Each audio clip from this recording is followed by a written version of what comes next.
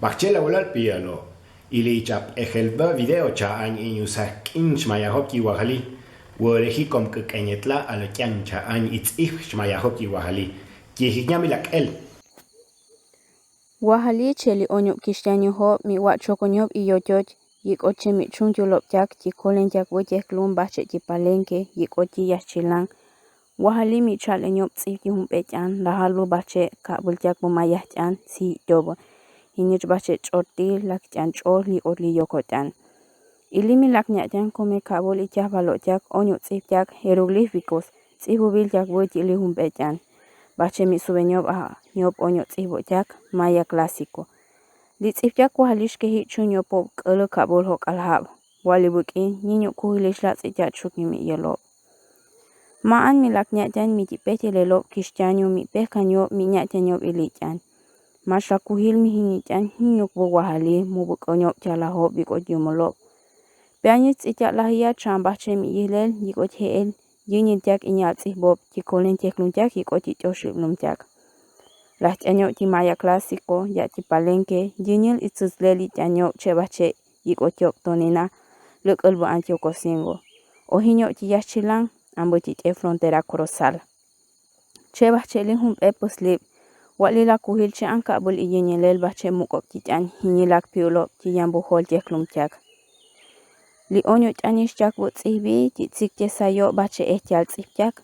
Mi pusop jak che bache hol jak ichuni mati el. Kish chanyo hop jak yikot nyuko bu yos jak. Kebel jak chulonyip jak. Jak yikot kabel jak yambu chuki yes jak.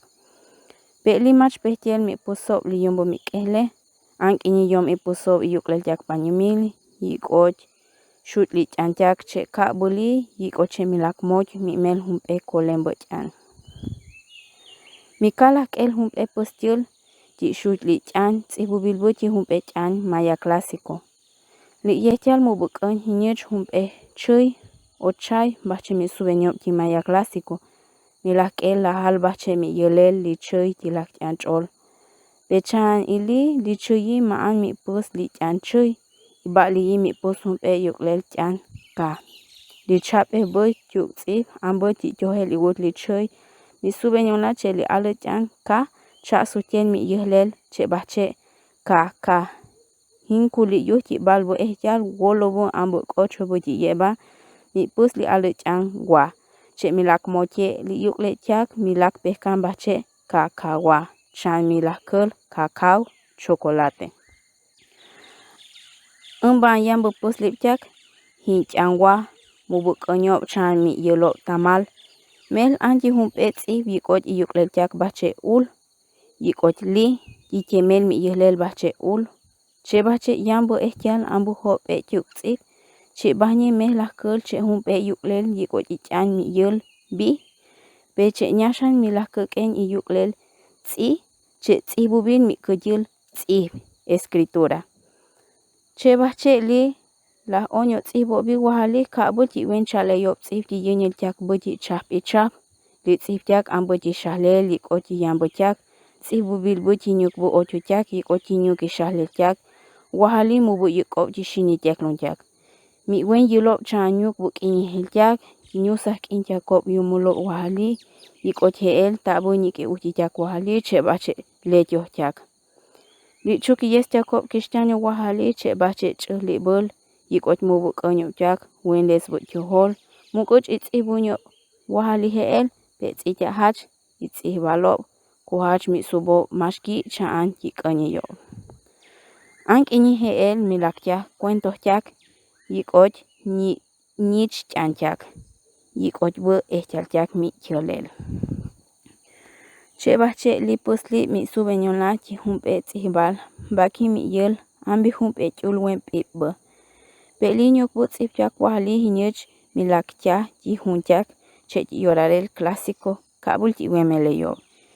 Ti humuk mi kyolel humpe video ba mi subenyon la chuki mi tsibunyo wahali ti onyo hun jak códices. Che bache milak gen wale. Wahali mach petel kishtanyo ho yuhilo big pekaya hun. Liat ibo wahali hinyo kishtanyo ho nyuko bo yetel bache yumulop jak. Imuk haj ichanyo nyuk yumulop teklum jak.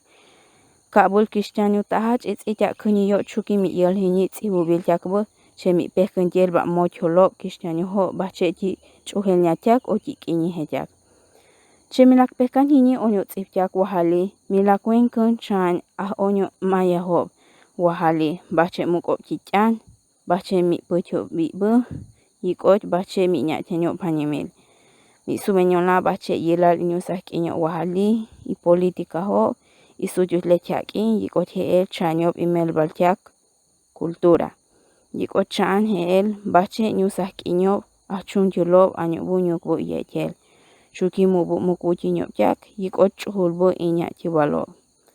Wokosh la ulu chan ti lak'el li alu video muyo lak chak'ela lakbu ti yambu hora ti chape semana wen mi al nyusak k'in baki anyelanyo mek ashe.